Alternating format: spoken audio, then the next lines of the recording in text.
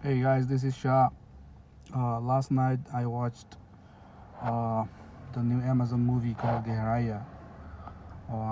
It released only on OTT, so last night I had a chance to watch the movie. Um, the movie uh, the received a lot of criticisms and it also received a lot of praise. So it's kind of like a mixed response it got from the audience.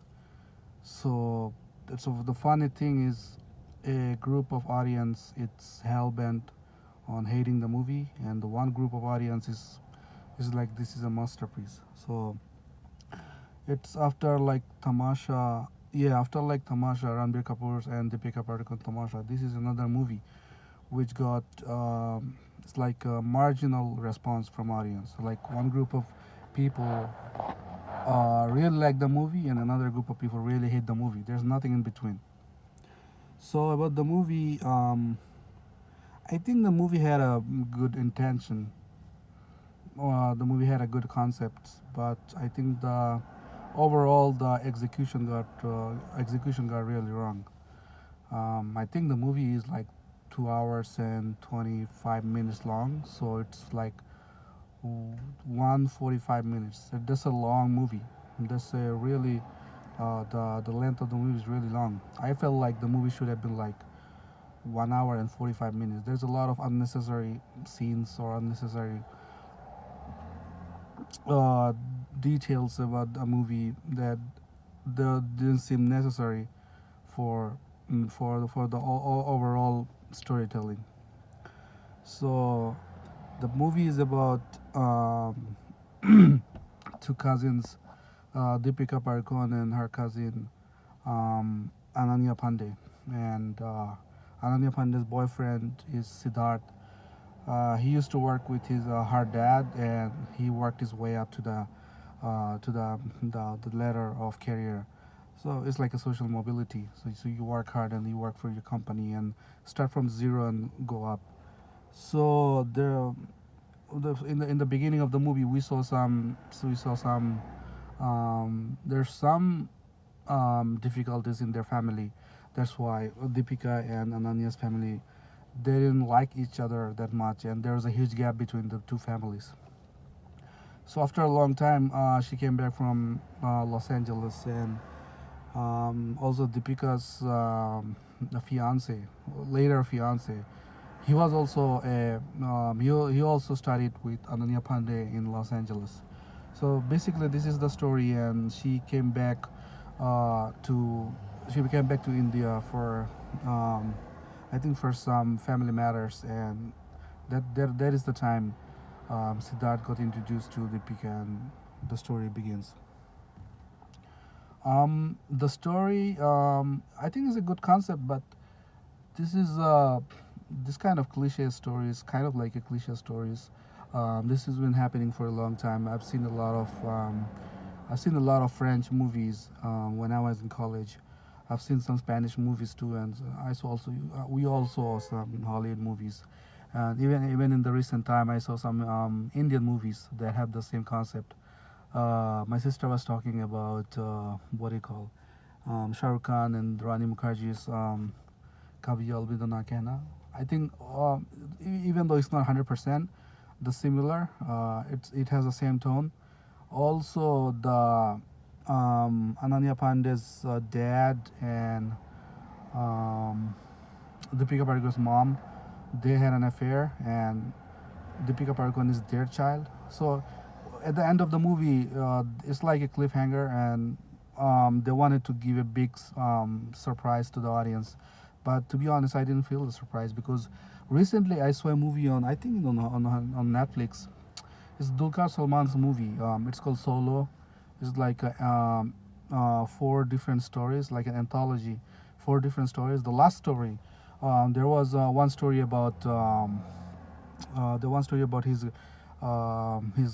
wife gets killed in an accident. There another story, it's the world of Shiva, I think. And the last story was a story about a soldier, a military officer.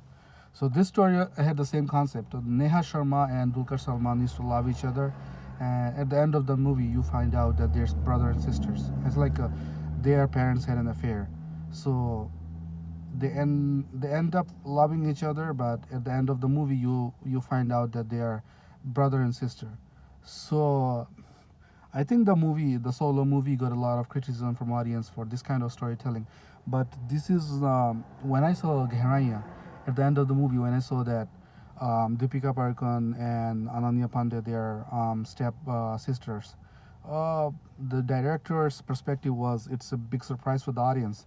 I didn't feel that much surprised because I know maybe this something that's gonna happen because the whole movie you see Nasiruddin Shah is his character is very black and white. He's very hell bent on his own perspective that your mother did wrong and your mother could have come to Nasik and she could have started a new life. So I felt like Nasiruddin Shah has some kind of backstory to his character to to support his own perspective. So I felt like this kind of surprise wasn't really didn't really ring a bell for me for this kind of story. It's kind of acting. Shakun Batra, the director, I saw his couple of movies, including Gehraiyaan. I saw his Kapoor and Sons. He has one big problem. He doesn't know how to hire or cast good young actors. I saw in Kapoor and Sons. It was a beautiful movie, Kapoor and Sons. Great concept. But he spoiled the movie with bad actors like Siddhant or Ali Abad and some to some extent Fawad Khan too. Throughout the movie, you see Rajat Kapoor, Ratna Parak Shah, and Rishi Kapoor. They carried the movie on their shoulder. It was the senior actors. They did a brilliant job, very realistic acting. But the three young actors, they did terrible job. That's why Kapoor and Sons could have been a classic, but it ended up a mediocre movie or an average movie because of the bad acting of the three young actors. Gehraiyaan has the same problem. Rajat Kapoor and Nasiruddin Shah, they did a brilliant job, I have to say. But they're the same problem with Shakun Batra, the three young actors. They did bad jobs, I have to say. Deepika Padukone she has her own zone in every movie. You can see the zone. She doesn't have she cannot cross the zone, or she cannot do better than her own capabilities. What do you call her own limitation? You can see the Tamasha. You can see Sanjay Leela Bansali movies. She has the same kind of zone. She loves to work. Ananya Pandey was terrible. She needs more acting lessons or acting. She needs to go to some acting school. Siddhant was good, but I felt like someone like Dulquer Salman could have been a really good choice because he has the class, he has the maturity, he has some charm, and everything is a good cocktail of everything. So I like the movie's message. The generational trauma that unless you know how to draw a boundary in the trauma, it goes from one generation to another, and we all are very insecure people. We all are very selfish people. We all have desires, uncontrollable desires, and because of our desires, we do such things. We try to be we claim to be a moral we try claim to have our own moral compass, but at the end of the day, we all are same. We all cheat. We all lie. We all do things that we should not do.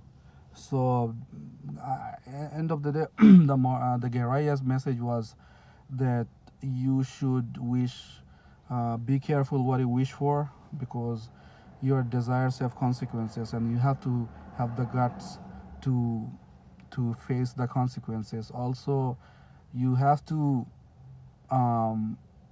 you should not expect your partners or spouses to solve your childhood issues. You have to solve those issues yourself. Also, um, by escaping the problems just don't go away. So There is no point of escape trying to um, what do you call it, sweeping the problems under the rug. You have to face your problems. We have to have a control over our desires. So at the end of the day, it's a good movie. It's, I wouldn't say it's a good movie or classic movie. I would say it's important. It's an important movie, but the way people are praising the movie, I don't think it doesn't deserve that praise, or it also doesn't deserve that kind of criticism. It's an okay movie, one time movie. It's gonna bring a lot of changes in filmmaking in India, but it's okay. It's a one time watch. It gives a lot of good messages, but it could have been a classic movie, but the execution got wrong. Thank you.